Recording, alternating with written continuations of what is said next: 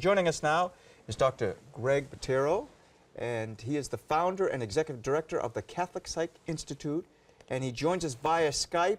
Where you Skyping us from? Right now I'm in Connecticut.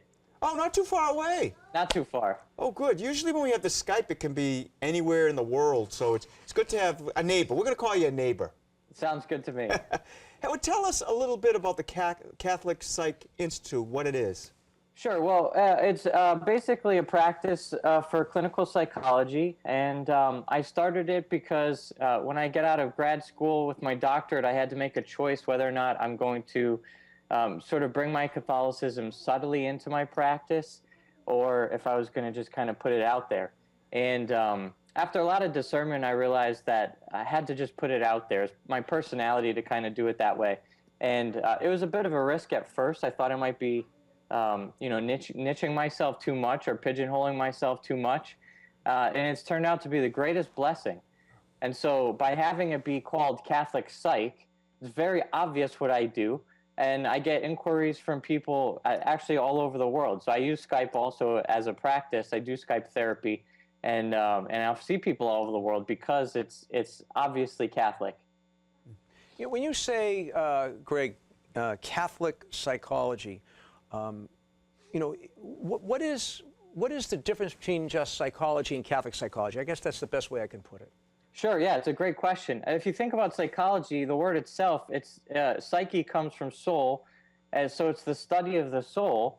And a psychologist is really one who is supposedly an expert on the human person and the soul. Unfortunately, many psychologists don't even believe people have souls.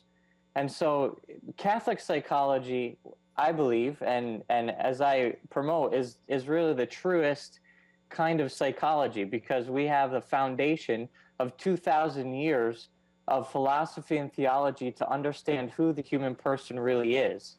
And so I promote myself as a Catholic psychologist specifically because I want people to know that I think of the human person and understand the human person in Catholic terms. On your website, CatholicPsych.com, it says a realistic vision of humans can help you flourish. What does that mean? Exactly. So, flourishing is really a person becoming the best version of themselves possible, and that can only happen if we understand what the human person is supposed to become. John Paul II often used this phrase, "Become what you are."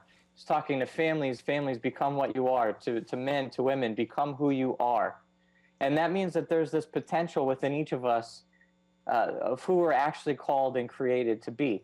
But if we don't know how the person is created and for what end, then somebody considered a psychologist could never actually help somebody get to that goal. So with that foundation of Catholic psychology and a true anthropology, we can really actually most effectively help people flourish. Greg, you know, I'm a real believer in the sacrament of reconciliation. As a matter of fact, I was talking about it in my homily at Mass this morning. It's been a huge help to me.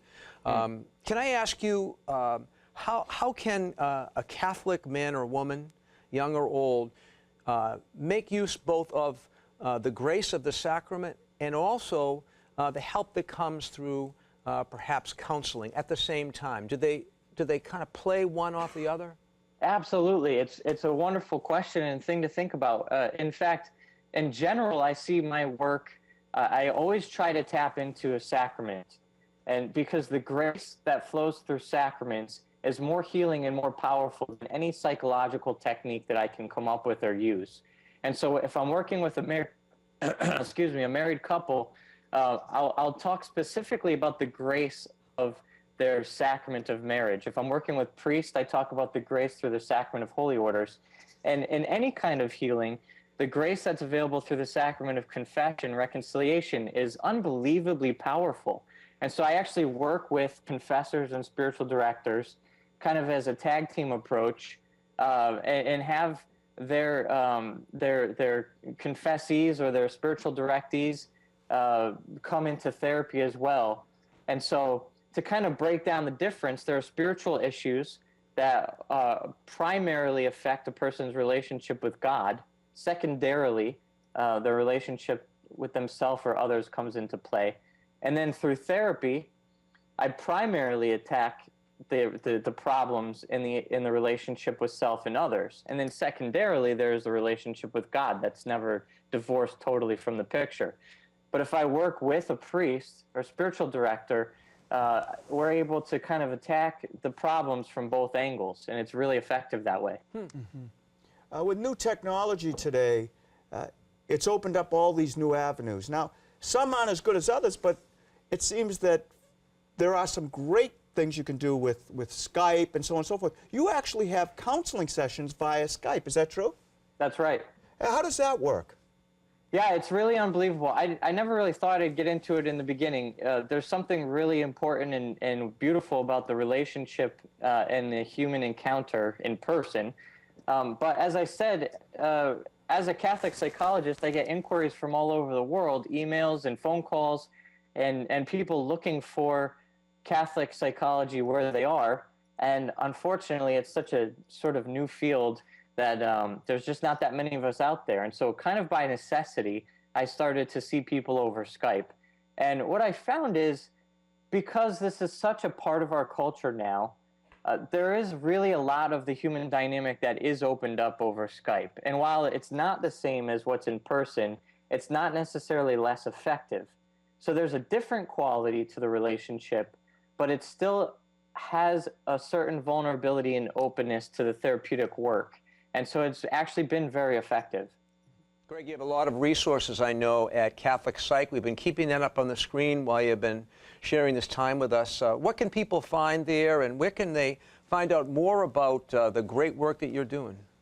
Sure, yeah, CatholicPsych.com. I have a blog there, so I write kind of infrequently, but as much as possible on different current issues and applying psychology and Catholicism to sort of things that are going on.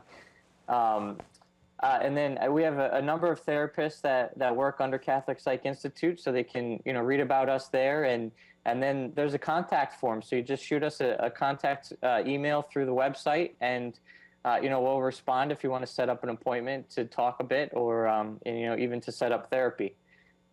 Well, Greg, thanks so much for being with us today. It was great to have you on and to find out. Very interesting. Keep up the great work. All right, thanks so much. And a happy Lent to you, lad. Thanks, same to you. Okay.